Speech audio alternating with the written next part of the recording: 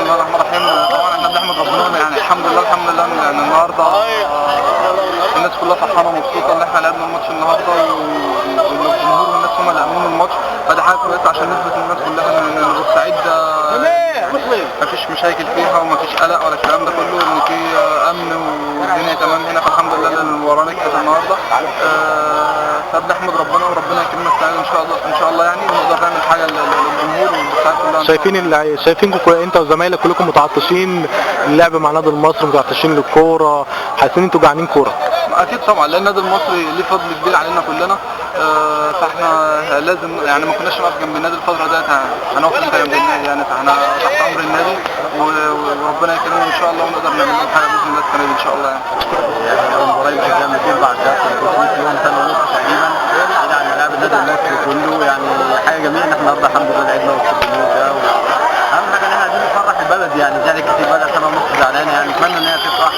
مصر كلها تفرح باذن الله، ونتمنى الحياه كلها ترجع لمصر وكل بلادنا ان شاء الله. يعني شايفين من محمود شاكر النهارده اداء متميز جدا واداء رائع، حاسين ان هو الكره وحشاه، نفسه مفتوحه على الكره؟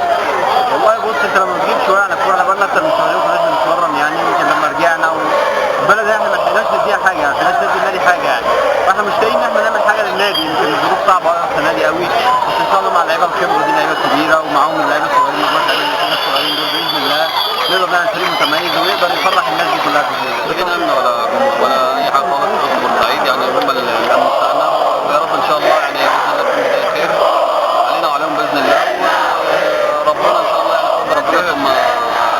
يكون بعد ربنا ان شاء الله في مسيرتنا، لازم يكون ورانا على طول في مكسب او اي ضرب يحصل لازم يكون ورانا ان شاء الله، ويا رب نتمنى ان شاء الله. لاعب النادي المصري، احساسك النهارده بعد اول مباراه بعد غياب 595 يوم عن المباريات؟ احساس كويس، اللعيب من غير ماتشات ما بحسش ان هو بيلعب كوره، اول ماتش وسط جمهوره بتاع حاجه كويسه الحمد لله. شفنا النهارده حماس كبير جدا من اللعيبه، متوحشين يعني، في منهم سوق ولفه للمباريات مره اخرى، وحماس غير محدود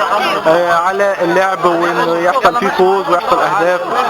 طبيعي يعني، الناس بقالها كتير ما بتلعبش ماتشات في بورسعيد، فده طبيعي يعني، الناس بتبقى عايزه تلعب وعايزه تثبت ان هي لعيبه كويسه، تثبت ان الامور طبيعيه في بورسعيد. كلمتك لجماهير بورسعيد، كلمه اخيره ليهم؟ والله كلمتي ربنا يكرمنا كلنا، مش جمهور بورسعيد كلها، ربنا يكرمنا كلنا ووفقنا والدنيا تمشي على خير ان شاء الله.